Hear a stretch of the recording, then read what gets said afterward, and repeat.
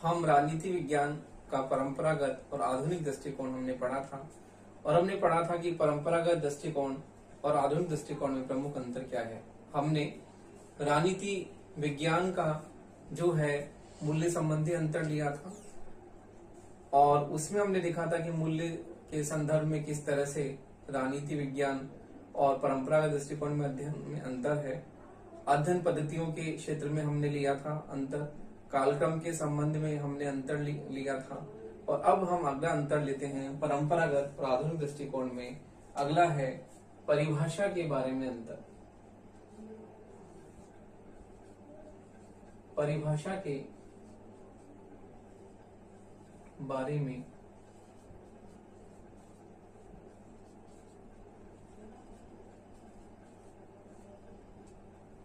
देखिए, परंपरागत दृष्टिकोण जो है वह राजनीति विज्ञान को एक विषय के रूप में बताते हैं और परंपरागत दृष्टिकोण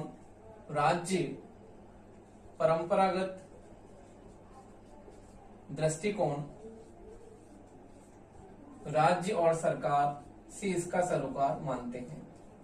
उनका ये मानना है कि परंपरागत दृष्टिकोण के अनुसार, जैसे कि प्रमुख विचारक गार्डनर है, उसने भी ये कहा है कि राजनीति विज्ञान का प्रारंभ और अंत किसके साथ होता है? राज्य के साथ होता है। तो इस प्रकार से परंपरागत दृष्टिकोण राज्य और सरकार को ही इसकी परिधि में शामिल करता है और जो परंपरागत दृष्टिकोण के विचारक वो ये मानते हैं कि राजनीति विज्ञान के अध्ययन में केवल राज्य और सरकार का ही अध्ययन इसमें शामिल है। तो इस प्रकार से परिभाषा के बारे में ये राज्य और सरकार से इसका अध्ययन मानते हैं, जबकि आधुनिक दृष्टिकोण जो है, आधुनिक दृष्टिकोण जो है वह मानव के राजनीतिक व्यवहार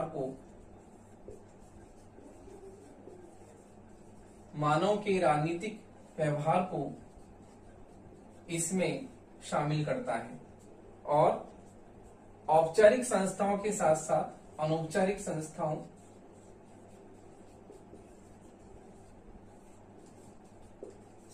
की बात करता है।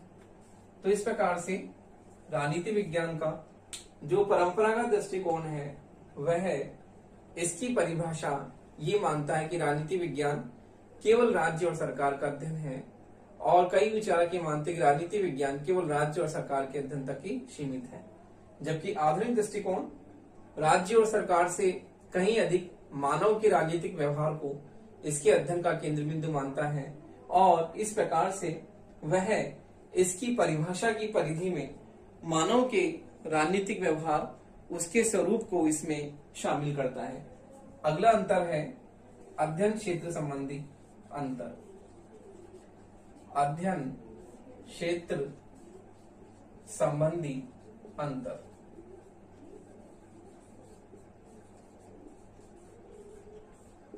तो देखिए, परंपरागत दृष्टिकोण,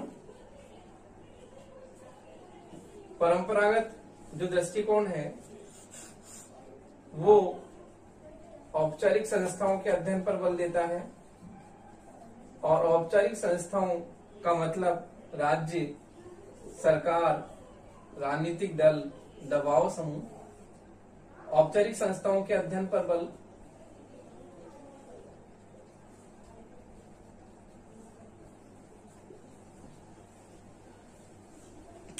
जबकि आधुनिक दृष्टिकोण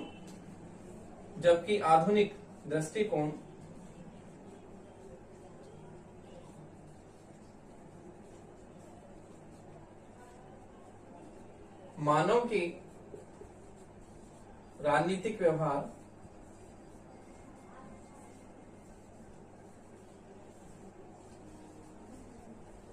को इसके अध्ययन का केंद्र बिंदु मानता है और मनुष्य के जो विविध पक्ष हैं उन सभी पक्षों को इसके अध्ययन में शामिल मानता है। इस प्रकार से परंपरागत दृष्टिकोण का जो क्षेत्र है वो तो क्या है? संकुचित है, जबकि आधुनिक दृष्टिकोण का जो क्षेत्र है वो क्या क्षेत्र क्या है? व्यापक है। तो इस प्रकार से अध्ययन क्षेत्र की दृष्टि से दोनों दृष्टिकोण में अंतर यह है कि परंपरागत दृष्टिकोण का क्षेत्र संकुचित है, वो केवल औपचारिक संस्थाओं के अध्ययन को इसमें शामिल करता है, जबकि आधुनिक दृष्टिकोण मानव के राजनीतिक व्यवहार को इसके अध्ययन क्षेत्र में शामिल करके इसका क्षेत्र जो है वह व्यापक हो जाता है और इसमें कार्यपालिका, व्यवस्थापिका, न्यायपालिका, शासन के जो तीनों अंग हैं उन तीनों अंगों को भी इसमें शामिल करता है। इस प्रकार से परंपरागत दृष्टिकोण का क्षेत्र जो है वह संकुचित है, जबकि आधुनिक दृष्टिकोण का क्षेत्र क्या है, व्यापक है। अब अगला अंतर है वह है राजनीति विज्ञान की प्रकृति के बारे में अंतर।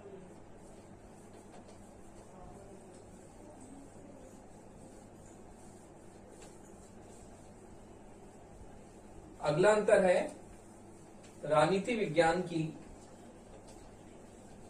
प्रकृति के बारे में अंतर।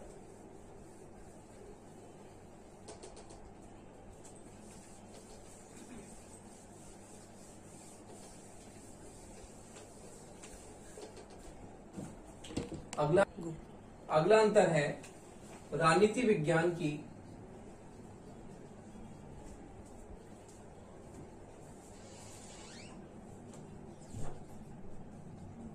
प्रकृति के बारे में।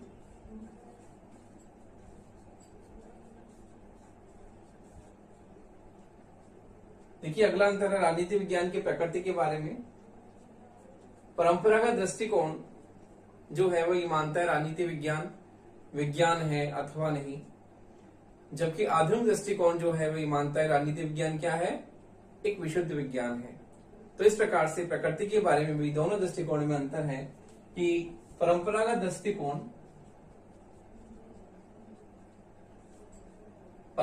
दृष्टिकोण विज्ञान है अथवा नहीं, जबकि आधुनिक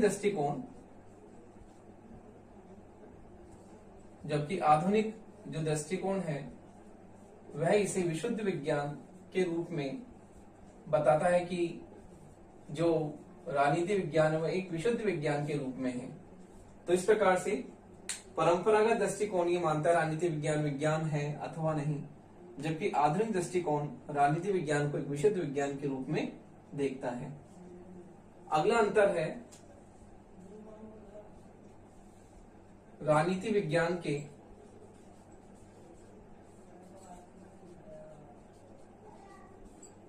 उद्देश्य के बारे में अंतर।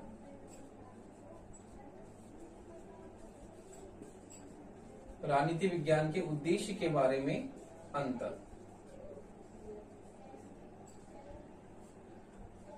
तो देखिए राजनीति विज्ञान के उद्देश्य के बारे में अंतर कैसे। परंपरागत दृष्टिकोण जो मानता है वो ये मानता है कि राजनीति विज्ञान का मुख्य उद्देश्य क्या है, मानव कल्याण। तो परंपरागत दृष्टिकोण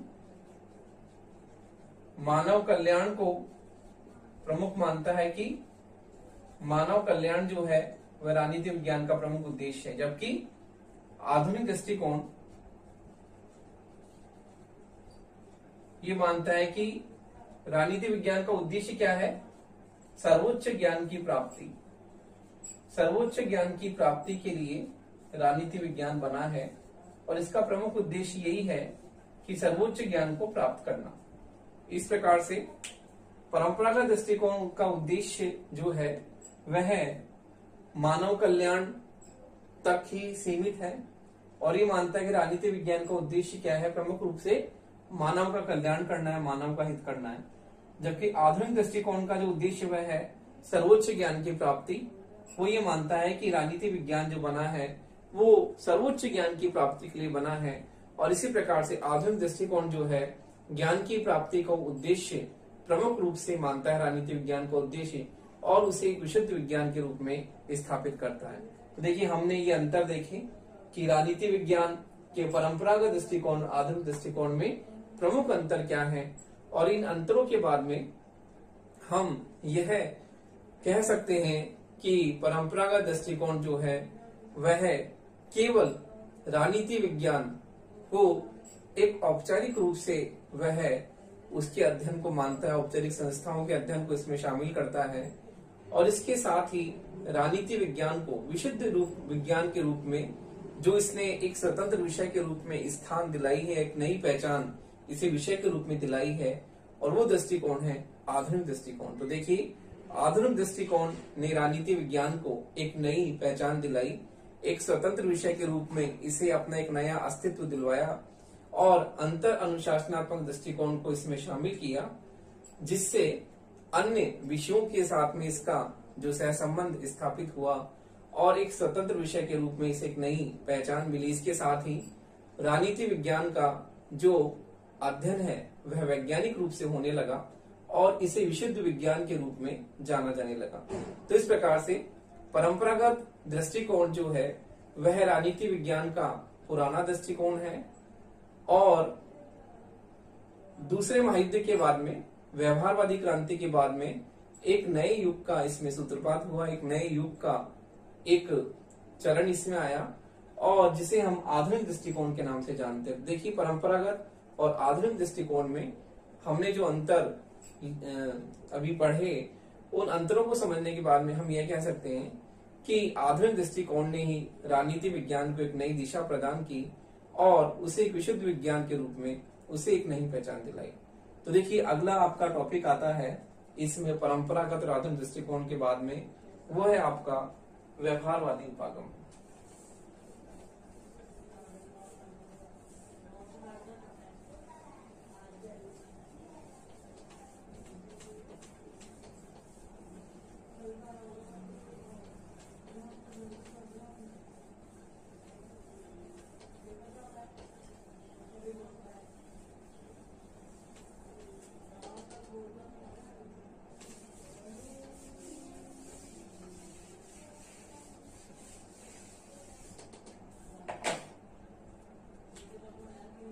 देखिए आपका अगला टॉपिक है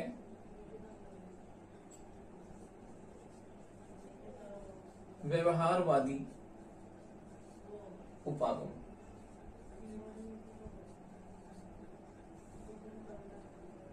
उपागम या क्रांति, व्यवहारवादी क्रांति।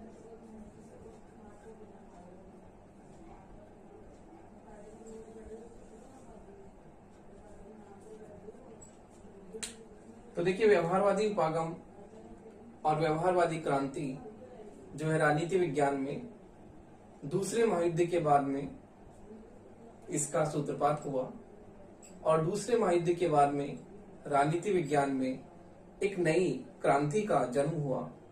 राजनीति विज्ञान को एक नई दिशा दी गई जिसे हम व्यवहारवादी क्रांति के नाम से जानते हैं।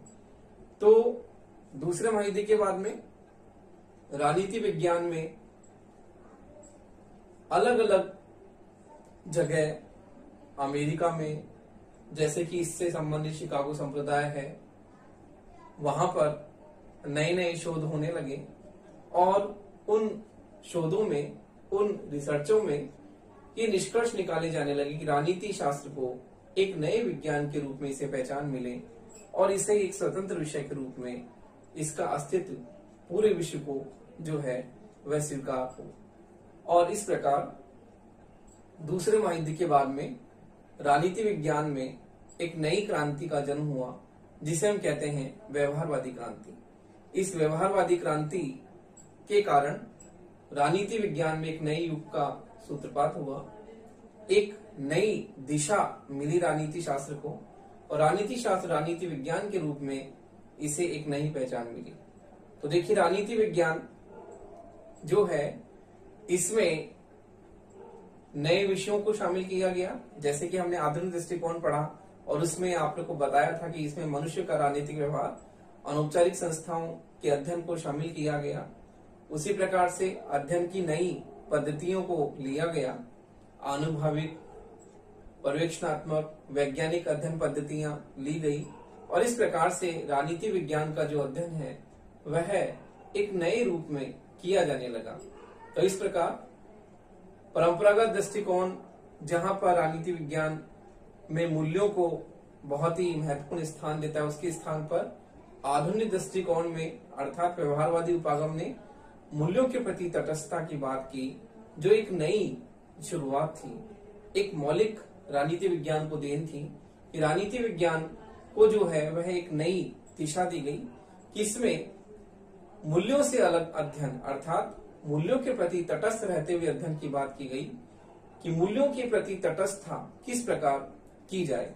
तो देखिए, इस प्रकार राजनीति विज्ञान में व्यवहारवादी क्रांति के कारण राजनीति विज्ञान का अध्ययन सुव्यवस्थित, क्रमबद्ध और वैज्ञानिक ढंग से किया जाने लगा और इसे एक नई दिशा, एक नई इसे पहचान मिली और इसका अध्ययन जो है वह वैज्ञानिकता पर खरा उतरने लगा, अर्थात इसके अध्ययन में वैज्ञानिक पद्धतियों की शुरुआत की जाने लगी। तो देखिए, राजनीति विज्ञान के अध्ययन में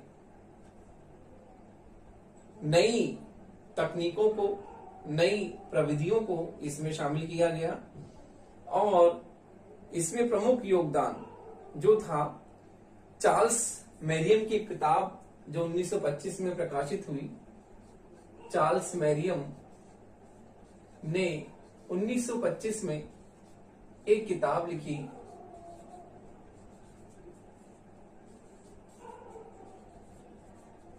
पुस्तक लिखी। चार्ल्स मैरियम ने 1925 में पुस्तक लिखी। पुस्तक का नाम था न्यू आस्पेक्ट्स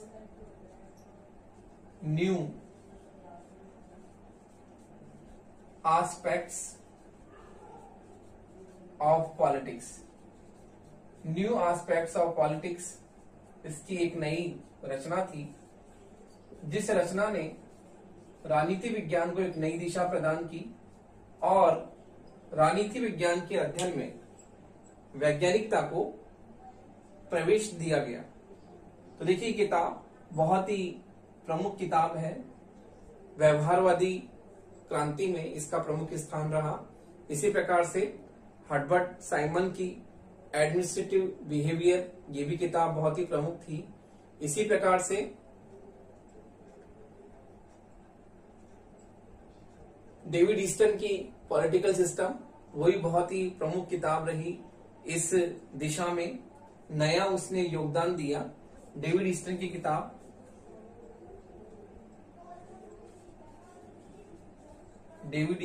किताब थी पॉलिटिकल सिस्टम।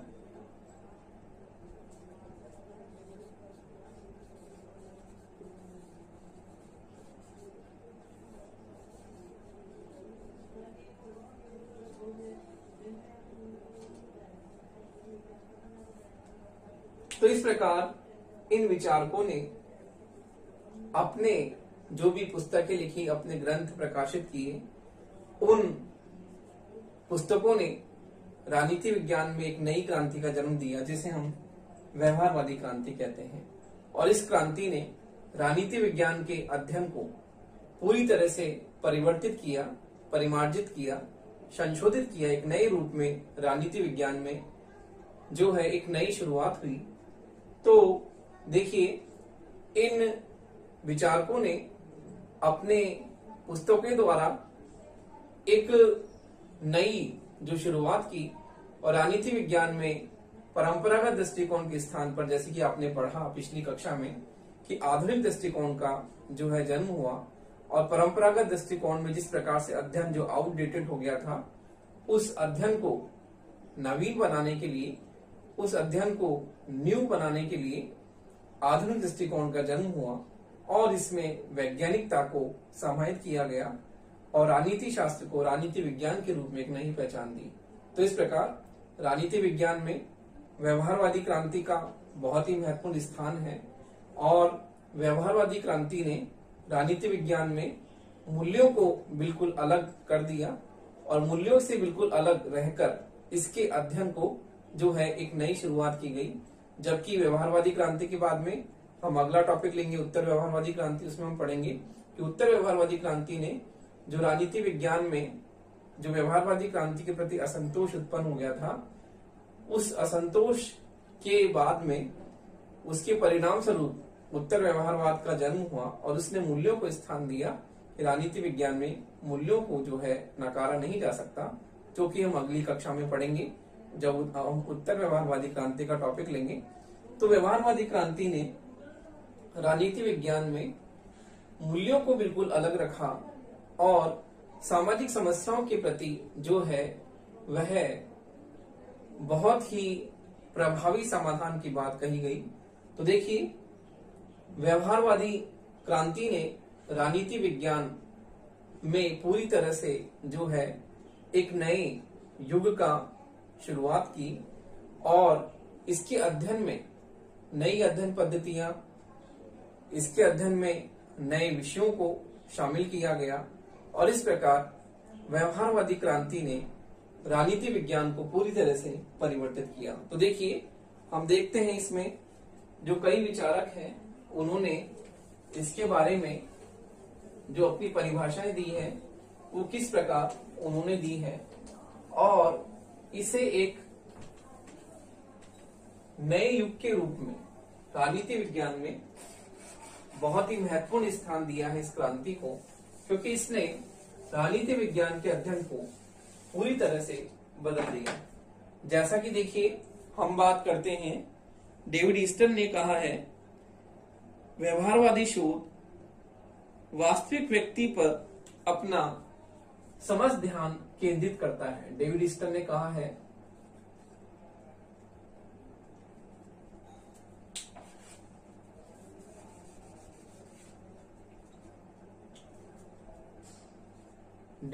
ने कहा है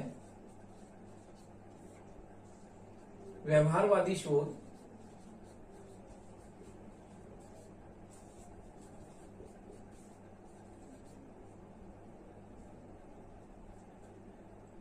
वास्तविक व्यक्ति पर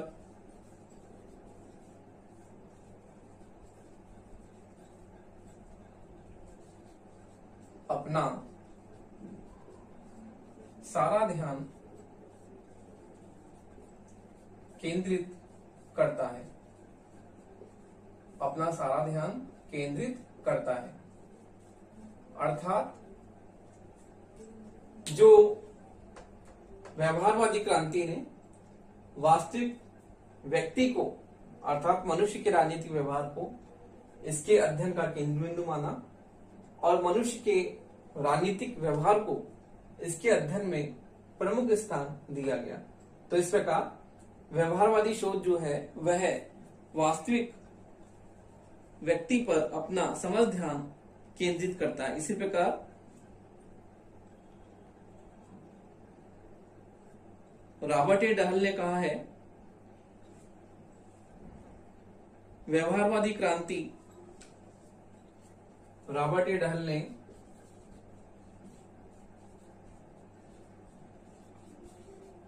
ने कहा है कि व्यवहारवादी क्रांति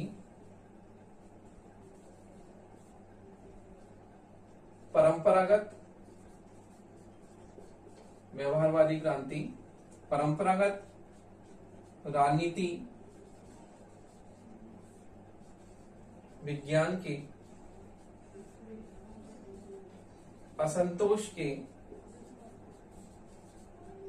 व्यवहारवादी क्रांति परंपरागत राजनीति विज्ञान के असंतोष का परिणाम है, असंतोष का परिणाम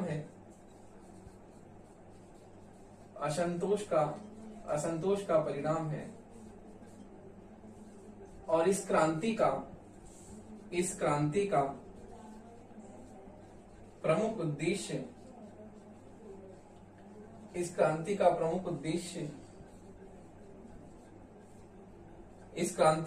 उद्देश्य अध्ययन को, राजनीति विज्ञान को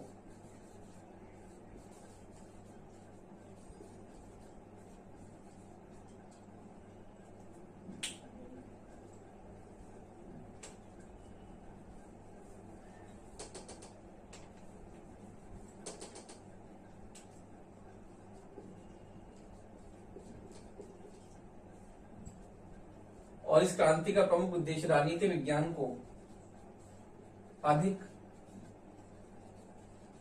वैज्ञानिक बनाना है।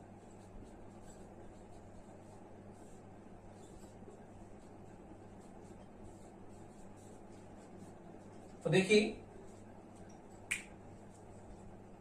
व्यवहारवादी उपागम के बारे में डेविड ईस्टर ने कहा है कि व्यवहारवादी शोध वास्तविक व्यक्ति पर अपना सारा ध्यान केंद्रित करता है, कि इसका प्रमुख केंद्र बिंदु व्यक्ति है और व्यक्ति के चारों तरफ इस अध्ययन की सुई घूमती है। इसी प्रकार से रॉबर्ट ए डहल ने कहा है कि व्यवहारवादी क्रांति परंपरागत राजनीति विज्ञान के असंतोष का परिणाम है और इस क्रांति का प्रमुख उद्देश्य राजनीति विज्ञान को अधिक वैज्ञानिक बनाना है। अर्थात राजनीति विज्ञान में परंपरागत दृष्टिकोण के परिणाम स्वरूप जो इसका अध्ययन पुराना हो गया है, उस अध्ययन को नवीन बनाने के लिए, उस अध्ययन को अधिक वैज्ञानिक बनाने के लिए जो है राजनीति विज्ञान का व्यवहारवादी उपागम जो है उसकी शुरुआत हुई और इसका प्रमुख उद्देश्य अध्ययन को अधिक वैज्ञानिक बनाना है। तो देखिए, इस प्रकार व्यवहारवादी जो उपागम है वो अस्तित्व में इसलिए आया कि परंपरागत राजनीति विज्ञान में जो कमियां थी उस कमियों को दूर करने के लिए व्यवहारवादी उपागम का जन्म हुआ और इसने सबसे प्रमुख मुख्य रूप से इन बातों पर बल दिया कि प्रमुख दो बातों पर इसमें बल दिया गया।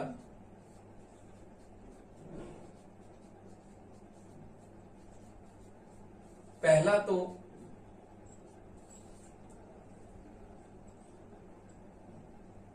मानव का राजनीतिक व्यवहार, मानव का राजनीतिक व्यवहार अध्ययन का केंद्र बिंदु,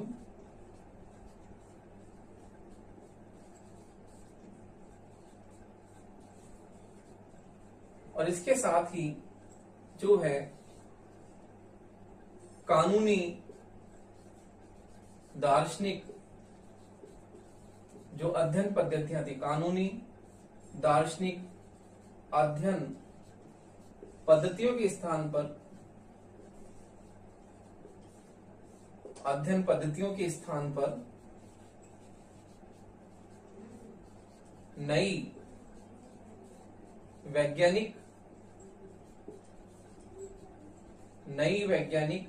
अध्ययन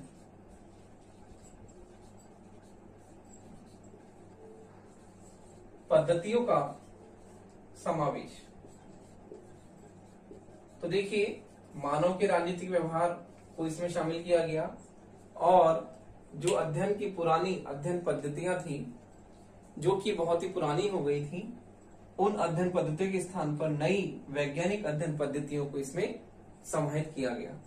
तो इस प्रकार से व्यवहारवादी उपागम में मुख्य दो बातों पर बल दिया गया कि मनुष्य का राजनीतिक व्यवहार, उसी प्रकार से जो अध्ययन पद्धतियां परंपरागत दृष्टिकोण के फलस्वरूप जो पुरानी हो गई थी, उन पुरानी अध्ययन पद्धतियों के स्थान पर अब समय था नई अध्ययन पद्धतियों की इसमें समावेश किया जाए और अब नई अध्ययन पद्धतियों को इसमें शामिल किया गया। तो देखिए, इस प्रकार से व्यवहारवादी उपागम जो है वह परंपरागत दृष्टिकोण में जो कमियां थी उन कमियों को दूर करने के लिए अस्तित्व में आया और इसमें जो अध्ययन का क्षेत्र जो संकुचित था उसको व्यापक किया गया और मनुष्य का राजनीतिक व्यवहार औपचारिक संस्थाओं को शामिल किया गया। इसके साथ ही जो अध्ययन की पद्धतियां पुरानी हो गई थी उनके स्थान पर नई अध्ययन पद्धतियों को वैज्ञानिकता और नई तकनीकों पर जो आधारित अध्ययन पद्धतियां थी उनको इसमें शामिल किया गया। तो देखिए, अब हम इसकी विशेषताएं देखते हैं कि एक विचारक है किर्कपैट्रिक। उस किर्कपैट्रिक ने व्यवहारवादी उपागम की कुछ विशेषताएं बताई हैं, चार। उनको हम देखते हैं कि किर्कपैट्रिक के अनुसार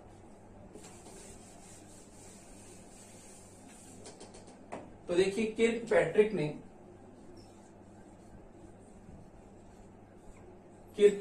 ने व्यवहारवादी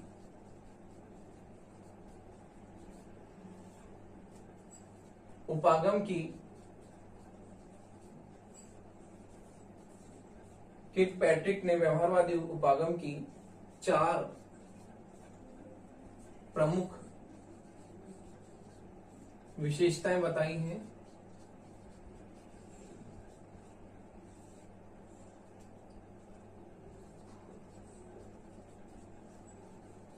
जो इस प्रकार है।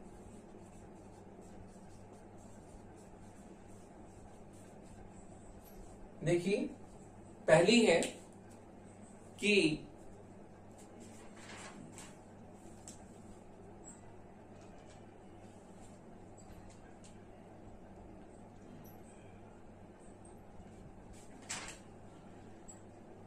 उसने बताया है कि पैट्रिक ने व्यवहारवादी उपागम की 4 प्रमुख विशेषताएं बताई हैं।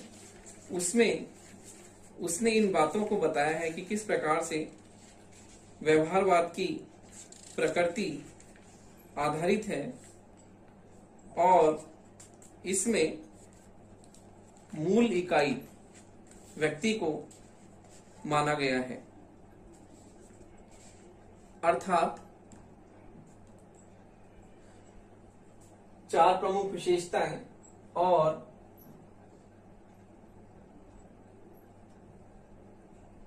इसे हम प्रकृति भी कहते हैं कि इसने प्रकृति बताई है। पहला है अध्ययन की मूल इकाई। अध्ययन की मूल इकाई व्यक्ति को माना है। किर्कपैट्रिक ने व्यवहारवादी उपागम की 4 प्रकृति बताई, विशेषताएं बताई है। उसमें बताया कि अध्ययन की मूल इकाई व्यक्ति को माना है। दूसरा है राजनीति विज्ञान का अन्य समाज विज्ञानों के साथ में, राजनीति विज्ञान का अन्य समाज विज्ञानों के साथ घनिष्ठ संबंध है।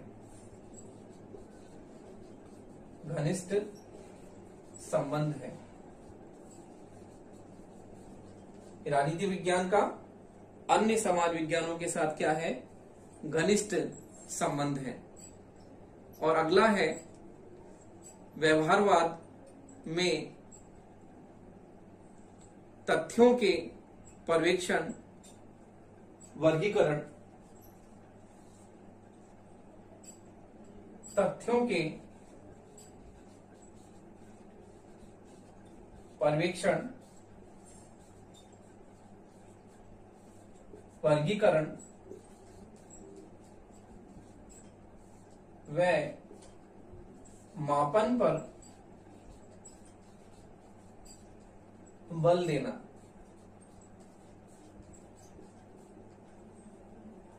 तथ्यों के पर्यवेक्षण, वर्गीकरण व मापन पर बल देना और इसके साथ ही राजनीति विज्ञान को एक व्यवस्थित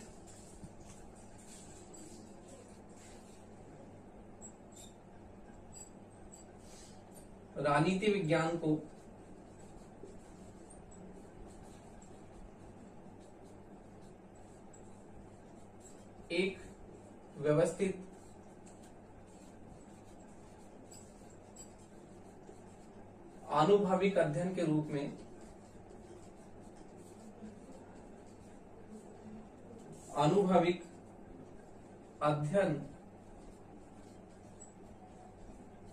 रूप में विकसित करना। तो देखिए, किर्कपैट्रिक ने व्यवहारवादी उपागम की 4 प्रमुख प्रकृतियां विशेषता बताई हैं। पहला है अध्ययन की मूल इकाई व्यक्ति, अर्थात व्यक्ति जो है वह अध्ययन की मूल इकाई है और सारा अध्ययन जो है व्यक्ति के इर्द गिर्द ही घूमता है। अगला है राजनीति विज्ञान का अन्य समाज विज्ञानों के साथ क्या है, घनिष्ठ संबंध है और इसीलिए राजनीति विज्ञान में अंतर अनुशासनात्मक दृष्टिकोण को जो है वह बहुत ही महत्वपूर्ण स्थान दिया गया। तथ्यों के पर्यवेक्षण, वर्गीकरण में मापन पर बल दिया गया। इसके साथ ही राजनीति विज्ञान को एक व्यवस्थित और अनुभविक अध्ययन के रूप में विकसित किया गया। तो इस प्रकार किर्कपैट्रिक ने व्यवहारवादी उपागम की ये 4 प्रमुख प्रकृति बताई है और इस प्रकार व्यवहारवादी उपागम ने जो है एक नए युग की शुरुआत की और इस प्रकार राजनीति विज्ञान का जो परंपरागत दृष्टिकोण था, उस परंपरागत दृष्टिकोण में जो कमियां थी, उन कमियों को दूर करने के लिए राजनीति विज्ञान में एक नई क्रांति का जन्म हुआ, जिसने राजनीति विज्ञान में पुरानी अध्ययन पद्धति के स्थान पर नई अध्ययन पद्धतियों को शामिल किया गया, जो कि तथ्यात्मक विवरण पर आधारित थी और जिसमें राजनीति विज्ञान को अधिक से अधिक वैज्ञानिक बनाने पर बल दिया गया। इस प्रकार व्यवहारवादी क्रांति ने राजनीति विज्ञान को एक विशुद्ध विज्ञान के रूप में इसे जो है एक नई पहचान दिलाई।